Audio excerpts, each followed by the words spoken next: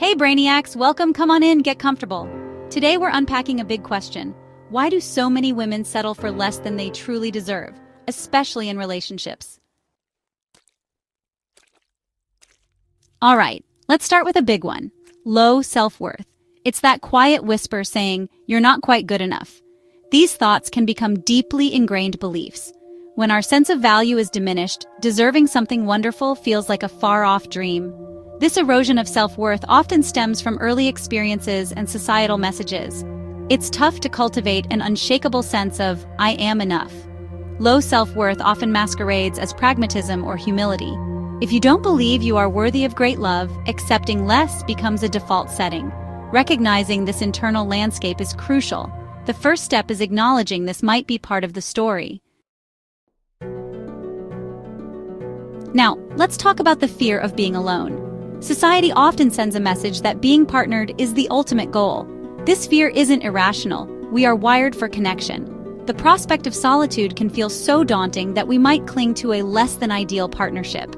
Think about the narratives we're fed. The spinster, the old maid. The internal dialogue might sound like, well, at least I have someone. Confronting this fear is a courageous act. Choosing to be alone rather than in a soul-diminishing relationship is an act of self-love.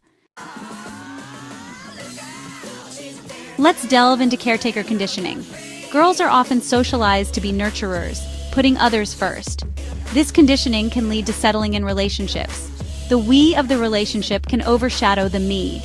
Unraveling this conditioning is about rediscovering that her needs are just as important.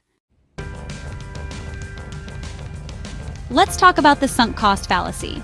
This is our tendency to continue a behavior due to previously invested resources. In relationships, this can sound like, but we've been together for 5 years.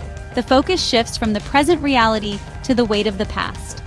This fallacy is potent in relationships because the investments are deeply personal. Recognizing the sunk cost fallacy is crucial. It requires assessing the present state of the relationship. It's about asking, is staying truly serving my well-being? Let's explore the scarcity mindset.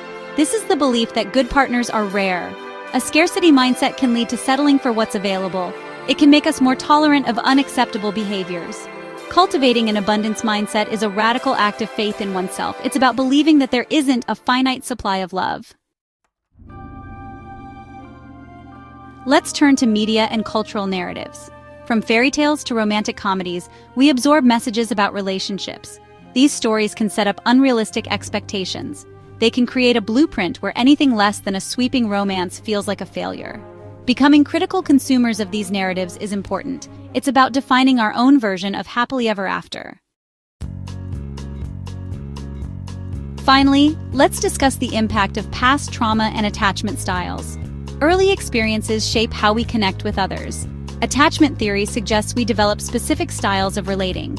Someone with an anxious attachment style might cling to unhealthy partners. Trauma can hardwire us for certain dynamics. Recognizing these patterns is crucial.